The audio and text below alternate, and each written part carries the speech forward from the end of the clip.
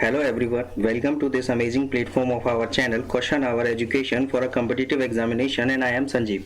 आज हम करने वाले हैं स्टैटिक जीके के 30 क्वेश्चन और ये बहुत ही ज़्यादा इंपॉर्टेंट क्वेश्चन है और ये जो आपके एग्जाम होने वाले हैं उनके लिए बहुत ही ज़्यादा इंपॉर्टेंट होंगे। जो एग्जाम आपका DFCCIL का होने वाला है अभी सितंबर के मंथ में जो है ये एग्जाम होने वाला है, उसके लिए भी ये इंपॉर्टेंट है।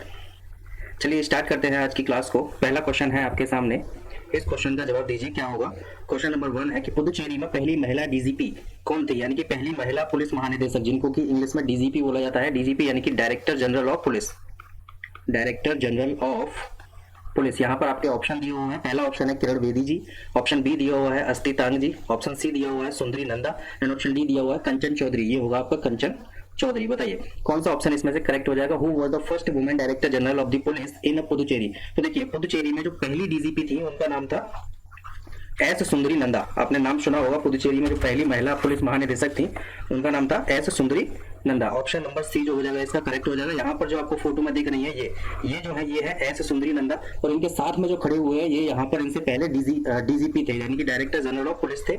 इन्होंने इनको चार्ज सौंपा है और इनको कॉन्ग्रेचुलेशन किया है। पुदुचेरी की अगर मैं बात करता हूँ तो पहली जो महिला महानिदेशक थी वो थी एस सुंदरी नंदा और ये कब बनाई गई थी, तो ये बनाई गई थी 2019 में। याद रखिएगा एस सुंदरी नंदा जो है वो 1988 बैच की आईपीएस ऑफिसर है। ये 1988 बैच की आईपीएस ऑफिसर है। अगर मैं पुदुचेरी की बात करता हूं तो पुदुचेरी में जो पहले गवर्नर थी उनका नाम था किरण बेदी जी, लेकिन किरण बेदी जी का टाइम पीरियड 2021 में इनका खत्म हो गया और 2021 में तेलंगाना के जो गवर्नर है, तेलंगाना गवर्नर, उनको जो है इसका एक्सटर्नल चार्ज सौंपा गया है, यानी कि जो अतिरिक्त भार है वो सौंपा गया है। अब आप जल्दी से बताइए कि जो तेलंगाना के गवर्नर हैं उनका नाम आप जल्दी से कमेंट में बताइए। तो देखिए तेलंगाना के जो गवर्नर है उनका नाम जान लीजिए, डॉक्टर टी सौंदरराजन। ये जो व्यक्ति है डॉक्टर टी सौंदरराजन, इन्हीं को यहाँ पर जो है एक्सटर्नल चार्ज दिया गया है पुदुचेरी के गवर्नर का। चलिए नेक्स्ट क्वेश्चन है आपके सामने, क्वेश्चन नंबर 2 है। बताइए खेल नृत्य रूप थोड़ा, यानी कि ये जो शब्द है थोड़ा, ये एक खेल नृत्य है, यानी कि ये डांस फॉर्म है। इसका संबंध किस राज्य से है। ऑप्शन यहाँ पर दे रखे हैं। Option A is Andhra Pradesh, option B is Sikkim and option C is Himachal Pradesh and option D is Haryana. बताइए कौन सा ऑप्शन यहाँ पर करेक्ट हो जाएगा। तो देखिए जो थोड़ा डांस है वो हिमाचल प्रदेश से संबंध रखता है, यानी कि ऑप्शन नंबर सी जो हो जाएगा इसका करेक्ट हो जाएगा। और ये जो थोड़ा डांस है ये वहां का एक वॉरियर डांस फॉर्म है, वॉरियर डांस फॉर्म है जो यहाँ पर आपको इस तस्वीर में दिख रहा होगा। जो ये व्यक्ति हैं ये थोड़ा डांस ही कर रहे हैं। एक व्यक्ति के हाथ में यहाँ पर तीर और वो होता है धनुष, और दूसरे व्यक्ति के ये डांस करते हुए मारते हैं पीछे से, ठीक है। और ये जो डांस है ये राजपूतों द्वारा जो है वहां पर किया जाता है, यानी कि राजपूत जो कम्युनिटी है उसके द्वारा वहां पर ये किया जाता है। और ज्यादातर जो ये डांस किया जाता है वो सिरमौर डिस्ट्रिक्ट है वहां पर हिमाचल प्रदेश में, वहां पर ये किया जाता है। आप इसको याद रखिए। और ये कब किया जाता है, तो ये किया जाता है विशु फेयर पर, यानी कि वहां पर विशु मेला मनाया जाता है, उस टाइम पर ये किया जाता है, यानी कि ऑप्शन नंबर सी जो है वो इसका करेक्ट हो जाएगा।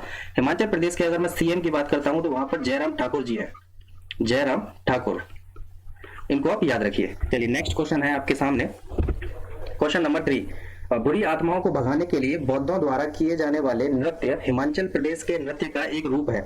बताइए कौन सा ऑप्शन इसमें से सही हो जाएगा। ऑप्शन ए दे रखा है यहाँ पर गोगरा, ऑप्शन बी दे रखा है छम, ऑप्शन सी दे रखा है धाम एंड ऑप्शन डी दे रखा है नाट्य। तो आपने छम डांस के बारे में सुना होगा। कभी कभी क्वेश्चन ये भी पूछ लिया जाता है कि छम डांस जो है वो कहाँ पर किया जाता है, तो ये भी हिमाचल प्रदेश में किया जाता है। ऑप्शन नंबर बी जो हो जाएगा इसका करेक्ट है। नेक्स्ट क्वेश्चन है आपके सामने, यह सिक्किम के लिंबू समुदाय का एक पारंपरिक वाद्य यंत्र है। बताइए इनमें से कौन सा एक ऐसा यंत्र है जो कि सिक्किम के लिंबू समुदाय, वहां पर एक कम्युनिटी रहती है जिसका नाम है लिंबू कम्युनिटी, उसका जो है ये एक फेमस वाद्य यंत्र है, यानी कि बजाने वाला, जैसा कि आपको यहाँ पर फोटो में दिख रहा होगा। ये जो हाथ में लिए खड़े हैं ये जो वाद्य यंत्र है इन्हीं का नाम पूछा गया है यहाँ पर। इनका नाम क्या होगा, इस नाम को आप बताइए। तो देखिए इसका जो नाम होता है ये होता है छयाप बुरुंग। इसके बारे में अगर आपको और ज्यादा पढ़ना है तो आप गूगल पर सर्च कर सकते हैं छयाप बुरुंग के बारे में। और चलिए नेक्स्ट क्वेश्चन है नंबर 6 आपके सामने है, रणजी ट्रॉफी फाइनल 2017 किस टीम ने जीता था। बताइए रणजी ट्रॉफी 2017 का किसने जीता था। अभी क्वेश्चन पूछा जाएगा आपसे 18 का किसने जीता, 19 का किसने जीता, 20 का किसने जीता, 21 का किसने जीता। तो देखिए जो 17 का जीता था,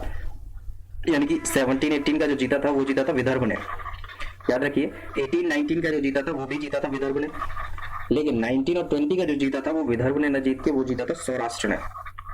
ये आपको पता ही होगा, ये करंट अफेयर का क्वेश्चन बनता है यहाँ से। और 2020 और 21 का जो होने वाला है वो किया नहीं गया था। क्यों नहीं किया गया था आपको सब पता ही है, कोरोना वायरस के चक्कर में ये जो है किया नहीं गया था, यानी कि कोविड-19 की वजह से इसको पोस्टपोन कर दिया था। यहाँ पर हमसे जो पूछा गया था 2017 के बारे में पूछा गया था, तो 2017 में जो जीता था वो विदर्भ ने जीता था। ऑप्शन नंबर ए जो हो जाएगा इसका करेक्ट है। 2017-18 का जो जीता है वो विदर्भ ने जीता है, 18-19 का भी विदर्भ ने जीता है, 19-20 का जो है सौराष्ट्र ने जीता है।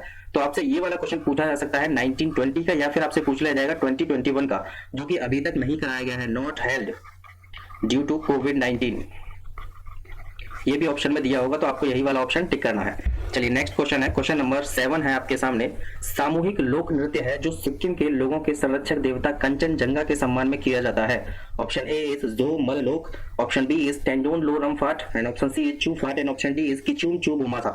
बताइए कौन सा जो डांस है वो किया जाता है सिक्किम के अंदर।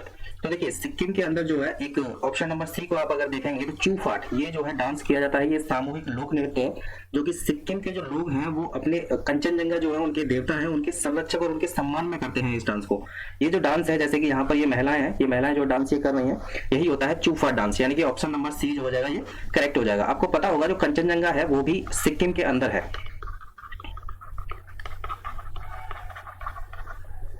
कंचनजंगा, ठीक है। और आपको पता होगा कि माउंट कंचनजंगा के संरक्षक यानी कि उनको ये देवता मानते हैं, उन्हीं के सम्मान में जो है ये डांस किया जाता है चूफाट। ऑप्शन नंबर सी जो हो जाएगा करेक्ट है। नेक्स्ट क्वेश्चन है, क्वेश्चन नंबर 8 आपके सामने है। 21 मार्च 2019 को संयुक्त राष्ट्र द्वारा विश्व डाउन सिंड्रोम दिवस के रूप में मनाया गया। इसकी थीम के बारे में पूछा गया है कि इसकी थीम क्या थी। बताइए ऑप्शन नंबर ए जो दे रखा है live and let live, option B जो दे रखा है leave no one behind, option C दे रखा है all is well, and option D दे रखा है यहाँ पर टुगेदर वी ग्रो। यहाँ पर जो है ये सिव नहीं है, यहाँ पर लिव होगा, लिव एंड लेट लिव। ये आप इंग्लिश वाला देख सकते हैं यहाँ पर। बताइए कौन सा जो ऑप्शन होगा इसमें से वो करेक्ट हो जाएगा। 2019 की थीम पूछी गई है और आप इसी के साथ साथ 2020 की भी जान लीजिए और 2021 की जो थीम है वो भी जान लीजिए, क्योंकि 21 मार्च है तो 21 मार्च निकल चुकी है। तो 2019 की जो थीम थी वो थी leave no one behind, LEAVE, no one behind, यानी कि ऑप्शन नंबर बी जो हो जाएगा इसका करेक्ट हो जाएगा। अगर मैं 2020 की बात करता हूं तो 2020 में जो इसकी थीम थी वो थी वी डिसाइड, एंड 2021 की अगर मैं बात करता हूं तो 2021 में जो थीम थी वो थी कनेक्ट। किसकी ये थीम थी तो विश्व डाउन सिंड्रोम दिवस मनाया जाता है 21 मार्च को और ये हर साल मनाया जाता है। आप याद रखिए 21 मार्च का जो दिन है वो विश्व सिंड्रोम दिवस के रूप में भी मनाया जाता है। और ये क्वेश्चन कभी कभी एग्जाम में पूछ लिया जाता है कि 21 मार्च को कौन सा दिवस मनाया जाता है और उसकी थीम क्या थी। तो आप अगर 2021 में एग्जाम दे रहे हैं तो कनेक्ट जो है वो याद रखिए, कनेक्ट जो है वो इसकी थीम थी। चलिए नेक्स्ट क्वेश्चन है आपके सामने, इस क्वेश्चन का आंसर दीजिए। ऑप्शन नंबर क्वेश्चन नंबर है इसमें 9। राजतरंगिणी पुस्तक के लेखक कौन है। राजतरंगिणी पुस्तक के लेखक कौन है। Option A is Somadeva, option B is Kalidasa, option C is Banabhatta, and option D is Kalhana. तो आप सभी को पता होगा, बहुत ही सिंपल क्वेश्चन था। कल्हण जो है वो राजतरंगिणी पुस्तक के लेखक हैं। चलिए नेक्स्ट क्वेश्चन है, क्वेश्चन नंबर 10। इस क्वेश्चन को पढ़िए और इस क्वेश्चन का आंसर दीजिए। मारबत और बदगयास का त्योहार डैश में मनाया जाता है, प्रत्यक्ष रूप से सामाजिक बुराइयों का विरोध करते हैं और पुतलों के साथ जुलूस के माध्यम से अपने अपराधियों की निंदा करते हैं। बताइए किस जगह पर यह त्योहार मनाया जाता है। Option A is Hyderabad, option B is Jabalpur, option C is Nagpur, and option D is Panaji. बताइए कहां पर मनाया जाता है ये त्योहार। तो ये जो त्योहार मनाया जाता है ये नागपुर में मनाया जाता है। और आपको पता होगा नागपुर कहां पर है, महाराष्ट्र में पड़ता है नागपुर। वहां पर ये त्योहार जो है मनाया जाता है। मारबत और बदगयास का त्योहार है, ये कहां मनाया जाता है, नागपुर के अंदर मनाया जाता है। और इसमें होता क्या है कि जो सामाजिक बुराइयां हैं उनका विरोध किया जाता है और पुतलों के साथ इसमें जुलूस निकाला जाता है, यानी कि जुलूस निकाला जाता है, ये जुलूस निकाला जाता है। ऑप्शन नंबर सी जो हो जाएगा इसका करेक्ट है। चलिए नेक्स्ट क्वेश्चन है, क्वेश्चन नंबर 11 है आपके सामने। स्थायी ऊर्जा समाधान की दिशा में योगदान के लिए चौथा कार्नोट पुरस्कार 2018 किसने प्राप्त किया। बताइए चौथा जो कार्नोट पुरस्कार है 2018 वाला, ये किसने प्राप्त किया। और आप जल्दी से बता दीजिए 2018, 2019 और 2021, क्योंकि 2020 में ये नहीं दिया गया था। क्यों नहीं दिया गया था आपको पता है, सब जगह लॉकडाउन ही रहा था। तो बताइए कार्नोट जो पुरस्कार दिया गया था वो दिया गया था पीयूष गोयल जी को। आपको पता होगा ये कुछ दिन पहले तक RM थे, यानी कि रेल मिनिस्टर थे, रेल मिनिस्टर। और आप कमेंट में बताएंगे कि अभी फिलहाल जो रेल मिनिस्टर बनाए गए हैं उनका नाम आप लिखिए कमेंट में। जब तक मैं आपको बताता हूं 2018 का तो पीयूष गोयल जी को दिया गया था, यानी कि ये तो ऑप्शन नंबर डी हो जाएगा। लेकिन 2019 का अगर मैं बात करता हूं तो 2019 का किसको दिया गया था। 2019 का आप याद रखिएगा, एक व्यक्ति है, नाम थोड़ा अटपटा है, याद कर लीजिए, कैरिल लेफ्लियर, इनका जो है नाम याद कर लीजिए। और ये कौन है, फॉर्मर कमिश्नर है, फेडरल एनर्जी रेगुलेटरी कमीशन की कमिश्नर है ये। इनको 2019 में दिया गया था, क्या दिया गया था, चौथा कार्नोट पुरस्कार जो दिया गया था 2019 का वो चेरिल लेफ्लियर को ही दिया गया था। 2021 का अगर मैं बात करता हूं तो इनका नाम तो और ही ज्यादा भयंकर है, इसको भी याद कर लीजिए, नाम लिखिएगा जरा, SHEILA, सेला अप्रोचा क्या पढ़ोगे आप, इसको पढ़ लेना, ठीक है। और ये कौन है, इंटरनेशनल कोऑर्डिनेटर एंड प्रोग्राम की मैनेजर है ये, जिसका नाम है एनोजिया। एनोजिया की जो है ये मैनेजर है, इसका नाम आपने सुना होगा, और कमेंट में आप इसकी फुल फॉर्म भी बता दीजिए, ठीक है। ऑप्शन नंबर डी जो हो जाएगा क्वेश्चन नंबर 11 का वो करेक्ट है। नेक्स्ट क्वेश्चन है क्वेश्चन नंबर 13। अगर आपको ऐसा लग रहा है कि मैं थोड़ा स्लो पढ़ा रहा हूँ तो आप स्पीड को 2x कर लीजिए और आराम से देख सकते हैं, काफी तेज स्पीड हो जाएगी फिर तो। बताइए, भारत में राज्य उच्च न्यायालय की पहली महिला मुख्य न्यायाधीश कौन थी? ध्यान दीजिएगा, यहाँ पर first female chief justice of state high court पूछा गया है, सुप्रीम कोर्ट वाली मत लगा देना, तो सुप्रीम कोर्ट वाली थी, उनका नाम था फातिमा बीवी, यानी कि ऑप्शन नंबर डी जो था वो था हाँ सुप्रीम कोर्ट के लिए। और ये कब बनी थी? तो 1989 में ये बनी थी। अगर वहीं हमसे पूछा जाता है हाई कोर्ट के लिए कौन थी, तो हाई कोर्ट के लिए जो थी वो थी लीला सेठ, यानी कि ऑप्शन नंबर ए जो हो जाएगा यहाँ पर करेक्ट हो जाएगा। और कब बनी थी? 5 अगस्त 1991 को, ठीक है। अब 1991 जब यहाँ पर याद आया है तो 1991 में आपको पता होगा कि एलपीजी सिस्टम लेके आया गया था इंडिया के अंदर। एलपीजी सिस्टम एक्चुअली होता क्या है? लिबरलाइजेशन, पी से होता है यहाँ पर प्राइवेटाइजेशन, और जी से होता है यहाँ पर ग्लोबलाइजेशन। अब याद रखिए, तीन चीज आप याद रखिए, liberalisation, privatisation and globalisation. LPG system जो लाया गया था वो 1991 में लाया गया था। क्वेश्चन नंबर 13 का जो है वो ऑप्शन नंबर ए जो है वो करेक्ट हो जाएगा। ये जो यहाँ पर आपको फोटो में दिख रही है, ये बुक लिए हुए जो खड़ी है, यही है लीला सेठ। अगर सुप्रीम कोर्ट के बारे में पूछा जाता है तो फातिमा बीवी। जल्दी से बताइए सुप्रीम कोर्ट के लिए कौन सा आर्टिकल इंपोर्टेंट है? तो आर्टिकल नंबर सबको पता होगा, 124 is for the supreme court, याद रखिए, सुप्रीम कोर्ट के लिए आर्टिकल नंबर 124। चलिए नेक्स्ट क्वेश्चन है क्वेश्चन नंबर 14 आपके सामने है। 2019 में कजाकिस्तान ने अपनी राजधानी अस्ताना का नाम बदल करके क्या रखा था? Option A is Nur Sultan, option B is Nur Nazar, option C is Nazarbayev and option D is Nureyev. तो ऑप्शन नंबर ए जो हो जाएगा यहाँ पर करेक्ट हो जाएगा। ये लगभग सभी को पता होगा कि जो नूर सुल्तान है वो कजाकिस्तान की कैपिटल है। पहले जो कजाकिस्तान की कैपिटल हुआ करती थी वो अस्ताना हुआ करती थी, लेकिन बाद में इसको नूर सुल्तान कर दिया गया, नूर सुल्तान, याद रखिए। चलिए नेक्स्ट क्वेश्चन है क्वेश्चन नंबर 15 आपके सामने है। विश्व डैश दिवस 2019 22 मार्च को अधिकारहीन समूहों पर ध्यान केंद्रित करने के लिए लिविंग नो वन बिहाइंड विषय के साथ मनाया गया। बताइए कौन सा दिवस जो है वो मनाया गया था? 22 मार्च, यहाँ पर याद रखिएगा 22 मार्च है। अभी जो मैंने आपको बताया था वो 21 मार्च बताया था, down syndrome day, down syndrome day. यहाँ पर जो पूछा गया है 22 मार्च पूछा गया है, इसका आंसर आप बताएंगे। तो देखिए ऑप्शन नंबर सी जो आपको दिख रहा है वाटर, यानी कि world water day 2019 was observed on 22 March with the theme of the living no one behind to focus on marginalised groups. अगर ये तो हो गई हमारी 2019 की बात। अगर मैं बात करता हूँ कि 2020 में क्या थीम थी, तो 2020 में जो थीम थी वो थी water and climate change, water and climate change. अगर यहीं पर 2021 की अगर पूछ लिया जाए तो क्या थीम थी, तो 2021 की जो थीम थी वो थी वैल्यूइंग वाटर, याद रखिएगा। 2020 की जो थीम थी वो थी वाटर एंड क्लाइमेट चेंज, 2021 की जो थीम थी वो थी वैल्यूइंग वाटर। क्वेश्चन ये भी पूछ लिया जाता है कि 22 मार्च को कौन सा दिवस मनाया जाता है। ऑप्शन में आपको दे रखे होंगे डाउन सिंड्रोम डे, इसी से रिलेटेड दे रखे होंगे वर्ल्ड वाटर डे दे रखा होगा वहां पर, तो आपको टिक करना है वर्ल्ड वाटर डे। चलिए नेक्स्ट क्वेश्चन है क्वेश्चन नंबर 16 आपके सामने है, और काफी बड़ा क्वेश्चन है लेकिन आंसर बहुत छोटा होगा। देखिएगा, भारतीय अंतरिक्ष अनुसंधान संगठन जिसको कि इसरो बोला जाता है, यानी कि इंडियन स्पेस रिसर्च ऑर्गेनाइजेशन, जिसके की चेयरमैन है के सिवन, अभी इस टाइम पर के सिवन जी जो है इसके चेयरमैन है। रेलवे के हर एग्जाम में ये क्वेश्चन पूछा ही जाता है, जब भी इनके चेयरमैन चेंज होते हैं क्वेश्चन ट्रेंडिंग में आ जाता है। और पद्म भूषण अवार्ड से सम्मानित जिसने, या फिर यहाँ पर हम लिखेंगे जिन्होंने, क्योंकि सम्मानजनक है ये, एक ऐतिहासिक क्षण का निर्माण किया था जब मंगल ऑर्बिटर पहले ही प्रयास में मंगल ग्रह की कक्षा में प्रवेश करने वाला पहला भारतीय अंतरिक्ष यान बन गया। ऑप्शन ए यहाँ पर दे रखा है सुंदर पिचई, जो कि कतई नहीं हो सकता, क्योंकि सुंदर पिचई जो है वो गूगल के सीईओ है। गूगल के सीईओ और इसरो के चेयरमैनों में तो फर्क तो होगा ही। ऑप्शन बी जो है वो है के राधाकृष्णन, ऑप्शन सी जो है वो Fali Nariman and option D is Nandan Nilekani. बताइए कौन सा ऑप्शन जो है यहाँ पर करेक्ट हो जाएगा। तो एक व्यक्ति थे जिनका टाइम पीरियड 2009 से 2014 तक रहा था, और आपको पता होगा कि जो मार्स ऑर्बिटर मिशन था वो 2010 से 2014 तक का था। ये भी आपको पता होगा, जिसमें की कॉस्ट आई थी 4.5 बिलियन INR। INR का मतलब है इंडियन रुपीज में। तो यहाँ पर नाम है उनका के राधाकृष्णन। के राधाकृष्णन जो थे वो 2009 से 2014 तक इसरो के अध्यक्ष थे, और इनको पद्मश्री अवार्ड से भी, पद्म भूषण अवार्ड से भी सम्मानित किया गया है।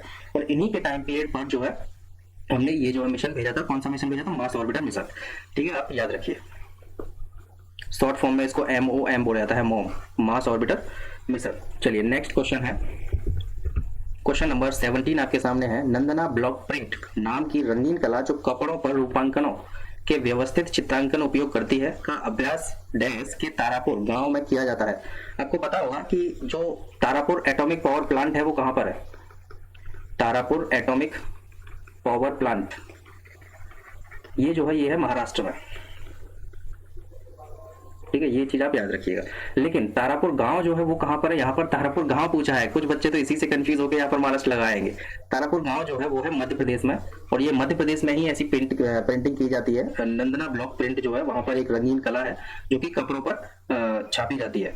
ये जो आप देख रहे हैं यहाँ पर मध्य प्रदेश जो हो जाएगा, इसका करेक्ट आंसर हो जाएगा। अगर मैं मध्य प्रदेश के बारे में आपको बताऊं तो वहां पर कान्हा टाइगर रिजर्व है, वहां पर सतपुड़ा टाइगर रिजर्व है, वहां पर बांधवगढ़ रिजर्व है, बांधवगढ़, वहां पर पन्ना टाइगर रिजर्व है, और वहां पर पेंच नेशनल पार्क है, पेंच नेशनल पार्क। ये सारे के सारे कहां पर है? मध्य प्रदेश में, और ये क्वेश्चन पूछे जाते हैं मध्य प्रदेश से रिलेटेड। चलिए नेक्स्ट क्वेश्चन है, क्वेश्चन नंबर 18 है, निरंतर प्रबंधित वन योगदान की एक विस्तृत श्रृंखला कैसे प्रदान की जाए, इस पर अंतरराष्ट्रीय वन संरक्षण दिवस 21 मार्च को थीम के साथ मनाया गया है। बताइए क्या थीम थी? 21 मार्च को, मैंने आपको 21 मार्च से रिलेटेड कई क्वेश्चन बता दिए हैं। 21 मार्च को डाउन सिंड्रोम डे भी मनाया जाता है, सिंड्रोम डे ये भी मनाया जाता है। इसकी थीम पूछ ली गई थी अभी थोड़ी देर पहले, ठीक है। क्वेश्चन नंबर 18 बताइए 2019 की जो थीम थी वो क्या थी? तो 2019 की जो थीम थी वो थी फॉरेस्ट एंड एजुकेशन, यानी कि वन एंड शिक्षा। यहाँ पर होगा शिक्षा, ये आप इसको सही कर लीजिए, ये है शिक्षा, ठीक है। वन एंड शिक्षा यानी कि फॉरेस्ट एंड एजुकेशन। अगर 2020 की थीम पूछी जाती है तो उसको आप याद रखिए फॉरेस्ट एंड बायोडाइवर्सिटी। डाइवर मैंने शॉर्ट में लिखा है, डाइवर्सिटी डाइव। 2021 की जो थीम पूछी जाएगी तो 2021 की थीम में आपको करना है फॉरेस्ट रिस्टोरेशन। इन थीम्स को आप रट लीजिए, ये थीम पूछी जाती है एग्जाम्स के अंदर। चलिए नेक्स्ट क्वेश्चन है, क्वेश्चन नंबर 19 आपके सामने है, लोक अदालत का निर्माण के तहत किया गया, ककाया नहीं होगा, यहाँ पर होगा किया गया। बताइए ऑप्शन ए जो यहाँ पर दे रखा है कानूनी सेवा प्राधिकरण अधिनियम, ऑप्शन बी न्याय प्रशासन अधिनियम, ऑप्शन सी मध्यस्थता और समाधान अधिनियम, एंड ऑप्शन डी इस कानूनी समाधान अधिनियम। बताइए किस अधिनियम के तहत किया गया? तो जो लोक अदालत है उनका जो निर्माण किया गया है वो लीगल सर्विस अथॉरिटी एक्ट के द्वारा किया गया है, यानी कि ऑप्शन नंबर ए जो हो जाएगा वो करेक्ट हो जाएगा। आर्टिकल नंबर 39A में लोक अदालत के बारे में चर्चा की गई है, ठीक है, ये चीज आप याद रखिए। और ये एक्ट कब आया था? तो 1987 में आया था। चलिए नेक्स्ट क्वेश्चन है, क्वेश्चन नंबर 20 आपके सामने है, भारत में सबसे लंबा राष्ट्रीय जलमार्ग पूछा है, राजमार्ग पूछा है, राष्ट्रीय राजमार्ग कौन सा है? बताइए नेशनल हाईवे 48, नेशनल हाईवे 53, या फिर नेशनल हाईवे 44, या फिर नेशनल हाईवे 27। बताइए कौन सा ऑप्शन जो है सही हो जाएगा? तो नेशनल हाईवे 44। नेशनल हाईवे 44 कहां से कहां तक जाता है? तो आपको पता होगा ये श्रीनगर से कन्याकुमारी तक जाता है, श्रीनगर से कन्याकुमारी, और यही जो है सबसे लंबा राजमार्ग है, नेशनल हाईवे 44। चलिए नेक्स्ट क्वेश्चन है आपके सामने, क्वेश्चन नंबर 21 डैश एक वैज्ञानिक शिक्षण है जो पौधे पराग और कुछ सूक्ष्म प्लवक के अध्ययन से जीवित और जीवाश्म दोनों में रूप में संबंधित है। बताइए कौन सा ऑप्शन जो है यहाँ पर सही हो जाएगा? ठीक ठाक क्वेश्चन पूछा गया है यहाँ पर ये। तो देखिए परागण विज्ञान यानी कि ऑप्शन नंबर डी जो हो जाएगा वो सही हो जाएगा, यानी कि पैलिनोलॉजी। चलिए नेक्स्ट क्वेश्चन है, क्वेश्चन नंबर 22 आपके सामने है, कला भवन 1919 में स्थापित दृश्य कला में शिक्षा और अनुसंधान का एक प्रसिद्ध संस्थान है, यह कहाँ स्थित है? जस्थित नहीं है, यहाँ पर होगा स्थित है, ठीक है। और ये होगा यहाँ पर प्रसिद्ध संस्थान है वो कहाँ पर स्थित है, इसके बारे में पूछा गया है। बताइए ये जो यहाँ पर जो ये प्रसिद्ध स्थान है ये किस जगह पर है? तो देखिए पश्चिम बंगाल में ये जो है स्थान है, और इसकी जो स्थापना की थी वो किसने की थी? रविंद्रनाथ टैगोर जी ने, रविंद्रनाथ टैगोर। इनका नाम बहुत इंपॉर्टेंट है, बहुत ज्यादा इंपॉर्टेंट। चलिए नेक्स्ट क्वेश्चन है, क्वेश्चन नंबर 23 आपके सामने है, 24 से 30 अप्रैल 2019 तक देश भर में मनाया गया। बताइए 24 से 30 अप्रैल तक कौन सा जो है एक वीक मनाया गया था? ऑप्शन ए इज विश्व पर्यटन सप्ताह, या फिर ऑप्शन बी इज विश्व वर्ल्ड इम्यूनाइजेशन वीक, या फिर ऑप्शन सी पर्यावरण सप्ताह, या फिर पर्यावरण, ये दो बार कैसे लिख दिया, यहाँ पर होगा पोस्टल यानी कि वर्ल्ड पोस्टल वीक। इंग्लिश वाले ऑप्शन देख लीजिए आप, कौन सा ऑप्शन जो होगा इसमें करेक्ट होगा। और देखिए जो विश्व इम्यूनाइजेशन वीक यानी कि प्रतिरक्षण सप्ताह हर साल अप्रैल के अंतिम सप्ताह में मनाया जाता है, यानी कि अप्रैल के लास्ट वीक में मनाया जाता है, यानी कि 24 से 30 में इस बार मनाया गया था, तो आप इसको याद रखिए। चलिए नेक्स्ट क्वेश्चन है, क्वेश्चन नंबर 24 आपके सामने है, पौष मेला स्थानीय कलाकारों के लोक नृत्य, संगीत, भोजन और डैश की संस्कृति को प्रदर्शित करता है। बताइए कहाँ की ये, मतलब इस उस स्थान का नाम बताइए जहाँ पर पौष मेला जो है वो लगाया जाता है। स्थानीय कलाकारों के लोक नृत्य, उनके संगीत और उनके भोजन को सांस्कृतिक रूप से प्रदर्शित करता है। बताइए किस जगह पर ये लगाया जाता है। Question number 24। तो देखिए पश्चिम बंगाल, ये जो लगाया जाता है वेस्ट बंगाल में लगाया जाता है, दीदी के यहाँ। चलिए नेक्स्ट क्वेश्चन है। क्वेश्चन नंबर 24 आपके सामने है। भारत का सबसे ऊंचा स्थान पर स्थित रेलवे स्टेशन कौन सा है। बताइए किस राज्य में स्थित है ये जो रेलवे स्टेशन है, वो भारत का सबसे ऊंचाई पर स्थित ये रेलवे स्टेशन है। तो आपने एक रेलवे स्टेशन का नाम सुना होगा, घूम रेलवे स्टेशन।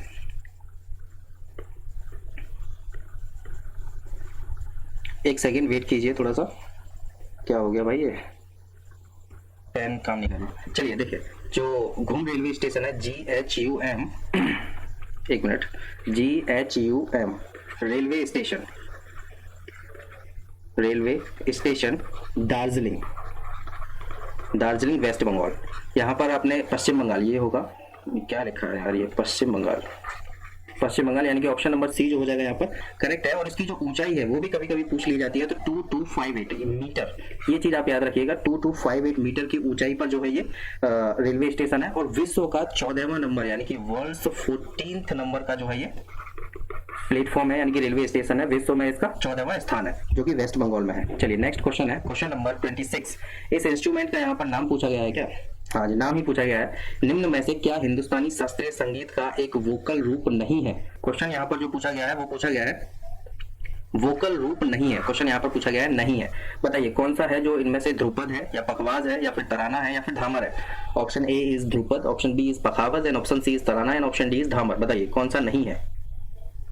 तो यहाँ पर जो पखावज है ये भारतीय शास्त्रीय संगीत, भारतीय शास्त्रीय संगीत का एक वोकल रूप नहीं है, ठीक है। और जो ये इंस्ट्रूमेंट है इसी को बोला जाता है पखावज। चलिए नेक्स्ट क्वेश्चन है, क्वेश्चन नंबर 27 है आपके सामने। यूनाइटेड किंगडम के बाहर सबसे पुराना गोल्फ कोर्स कौन सा है? यूनाइटेड किंगडम के बाहर, देखिएगा गौर कीजिएगा, यहाँ पर सारे नाम हिंदुस्तान के ही है। अगर आप थोड़ा सा भी दिमाग लगाएंगे तो आप इस क्वेश्चन को आसानी से कर लेंगे। Option number B, option number B को जरा ध्यान से पढ़िएगा। Royal Calcutta golf club Kolkata, इसकी जो स्थापना की गई थी वो की गई थी 1829 में। पहले जो की गई थी यूनाइटेड किंगडम में की गई थी। यूनाइटेड किंगडम के बाहर अगर कोई सबसे पुराना गोल्फ कोर्स है तो वो है रॉयल कलकत्ता गोल्फ क्लब, जिसकी स्थापना 1829 में की गई थी। चलिए नेक्स्ट क्वेश्चन है, क्वेश्चन नंबर 28 आपके सामने है। 2016 में लेडीज यूरोपियन टूर जीतने वाली पहली भारतीय गोल्फर कौन बनी? Option A is Vani Kapoor, option B is Gursimar Badwal, option C is हदनत Ashok, and option D is Diksha Dagar. बताइए यहाँ पर जो हमसे पूछा गया है वो पूछा गया है पहली भारतीय गोल्फर कौन बनी, पहली भारतीय गोल्फर कौन बनी।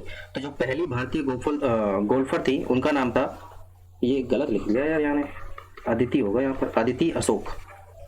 इस वाले ऑप्शन को देख लीजिए, ऑप्शन नंबर सी जो हो जाएगा यहाँ पर वो करेक्ट हो जाएगा। अगर दूसरी पूछा जाता है तो जो दूसरी थी उनका नाम था Diksha Dagar. Diksha Dagar was the second Indian golfer. 2016 की लेडीज यूरोपियन टूर की जो दूसरी भारतीय गोल्फर जो बनी थी वो थी दीक्षा डागर, सेकंड पोजीशन। ये चीज आप याद रखिए। चलिए नेक्स्ट क्वेश्चन है, क्वेश्चन नंबर 29 है आपके सामने।